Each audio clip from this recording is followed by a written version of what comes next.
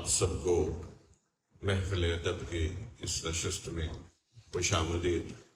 ہمارے لیے بڑے اعزاز کی بات ہے اور ہم سید اعجاز گیلانی صاحب کو اس محفل میں خوش آمدید کہتے ہیں۔ آج کی جو گفتگو ہے وہ سید اعجاز گیلانی صاحب کی کتاب کینیڈا کہانیاں پر ہے۔ میرا خیال تھا کہ حج بیتی ان کی پہلی کتاب ہے اور کینیڈا کہانیاں دوسری، لیکن ماشاءاللہ جب میں نے دیکھا تو تقریباً 5 کتابیں ان کی جو ہے وہ شائع ہو چکی ہیں۔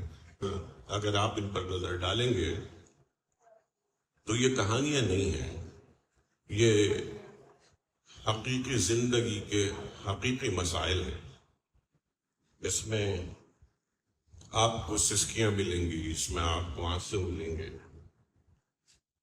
اور معاشرتی اور معاشی جدوجہد۔ ان کی ایک کہانی کا میں حوالہ دیتا ہوں جس میں ایک ڈاکٹر کی کہانی ہے کہ جو اپنے وطن میں بہت اچھی زندگی گزارتے ہوئے ایک اچھی زندگی کی تلاش میں کینیڈا آیا، اور اس کے ساتھ پھر کیا ہوا اور اس کا انجام یہ ہوا کہ وہ ایک گمنامی میں ایک ایسی موت مرا جس میں اس کو کوئی پہچاننے والا اور اس کو کوئی کاندھا دینے والا نہ تھا۔ یہ حقیقی داستان ہے اور ایسی بہت ساری داستانیں ہمارے ارد گرد بکھری ہوئی ہیں۔ ان کی جو کہانی ہے وہ فرد کی کشمکش اور شکست و ریت کی کہانی ہے۔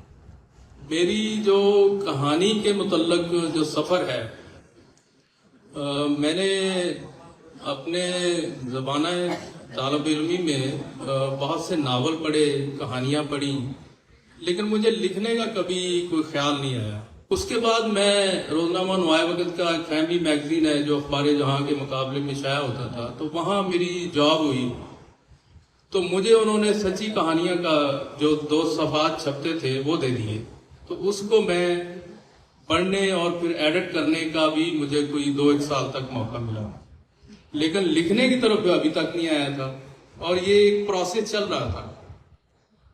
تو سفر نامہ میرا اس سے پہلے چھپ چکا تھا، جو میں ایران اور عراق کے بائی روڈ جو سفر تھا اس میں گیا تھا، تو وہ سفر نامہ میرا پہلے تو روزنامہ نوائے وقت کا جو ہفت روزہ ہے فیملی میگزین، اس میں قسط وار شائع ہوتا رہا۔ اس کے بعد پھر میں نے اس کو سرزمین خاک و خون کے نام سے 2005 میں شائع کیا۔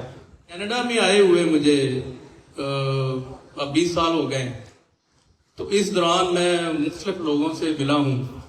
میں یہاں کالج بھی گیا ہوں، وہاں میری ڈسکشنز بھی ہوئی ہیں۔ میں اپنا جو کلچر ہے پاکستان کا، جو اچھی چیزیں ہیں، میں نے ان کے ساتھ شیئر کی ہیں۔